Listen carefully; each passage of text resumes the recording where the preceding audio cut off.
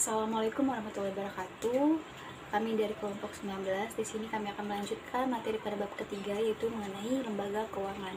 Saya Isda Jayanti sebagai pemateri pertama dan Nadira Rahma Fajriah sebagai pemateri kedua dan juga Indah Syafira sebagai pemateri ketiga. Baiklah, langsung saja kita beralih ke materi yang pertama, yaitu tentang struktur keuangan. Struktur keuangan adalah perpaduan dari seluruh item yang ada di sisi kanan neraca perusahaan yang tercermin pada keseluruhan pasifa neraca. Struktur keuangan menggambarkan susunan keseluruhan sisi kredit neraca yang terdiri atas utang jangka pendek, utang jangka panjang, dan modal sendiri. Pada dasarnya, tugas utama manajer keuangan adalah berusaha mencari keseimbangan finansial aktiva dan pasifa yang dibutuhkan dengan menentukan alokasi yang terbaik antara utang lancar dan modal jangka panjang. Struktur keuangan merupakan aktivitas manajemen mencari komposisi sumber keuangan yang pantas dari semua komponen sumber keuangan dengan maksud meminimalkan biaya yang ditimbulkan. Selanjutnya akan dilanjutkan oleh pemateri kedua. Terima kasih. Wassalamualaikum warahmatullahi wabarakatuh. Assalamualaikum warahmatullahi wabarakatuh. Saya Nadira Rahma Fajriah. Di sini saya akan melanjutkan materi yaitu krisis finansial.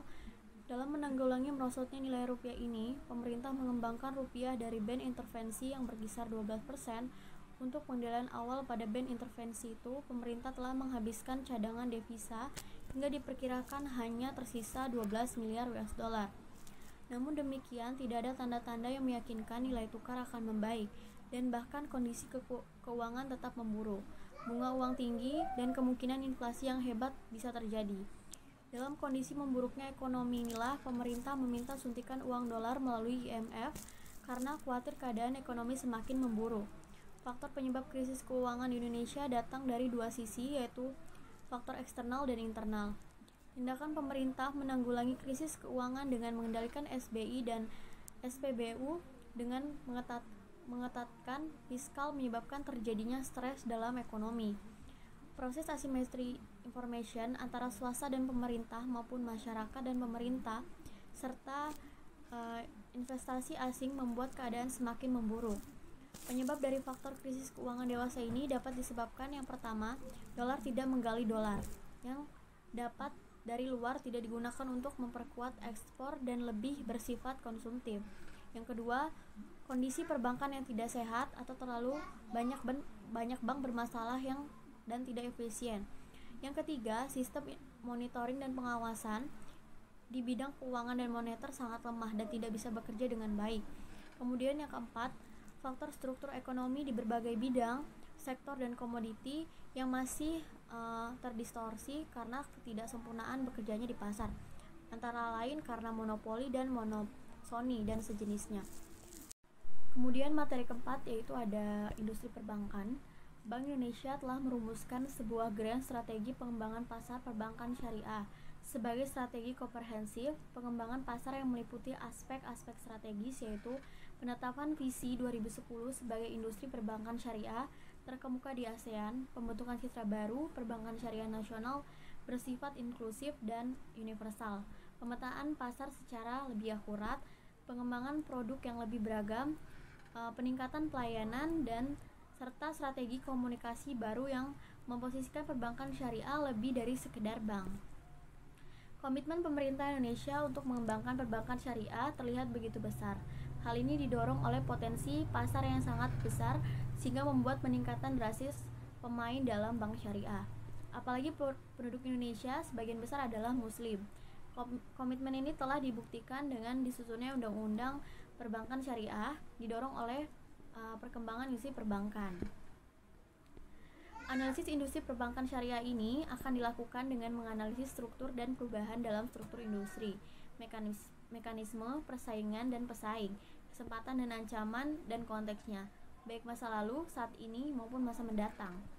Analisa ini akan menggunakan pendekatan yang umum digunakan pada analisis industri, yaitu analisa industri oleh Michel E. Porter.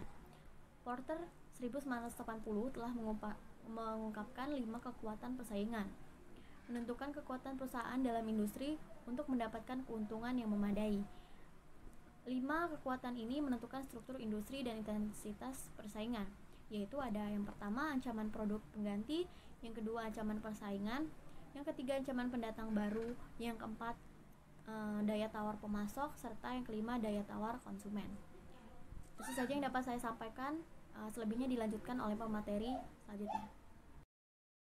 Nama Indah Syafira Cahayawardhani, NPM 1951020337. Saya pemateri selanjutnya tentang analisis ekonomi regulasi finansial. Regulasi ekonomi adalah suatu bentuk investasi pemerintah yang dirancang untuk mempengaruhi perilaku perusahaan dan individu di sektor swasta. Contoh umum regulasi mencangkup kontrol dari masukan pasar, harga, upah, persetujuan pembangunan, efek polusi, pekerjaan bagi orang-orang tertentu dalam industri tertentu, standar produksi untuk barang-barang tertentu, dan pasukan militer dan jasa. Jenis-jenis regulasi ada dua, regulasi struktur dan regulasi lapangan. Fungsi regulasi ekonomi. Pada intinya, regulasi ekonomi berfungsi mengatur dan merawat kedua belah pihak yang saling berinteraksi dalam pasar, yakni produsen dan konsumen.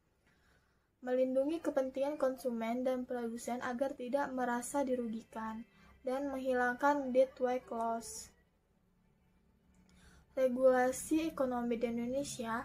Dalam kegiatan ekonomi suatu negara, tidak ada satupun pemerintah yang tidak ikut campur tangan terhadap kegiatan ekonomi. Salah satunya seperti yang ada di Indonesia, diatur dalam Undang-Undang tahun 1945 Pasal 33 Ayat 2, yang berbunyi, cabang-cabang produksi yang penting bagi negara dan yang menguasai hajat hidup orang banyak dikuasai oleh negara.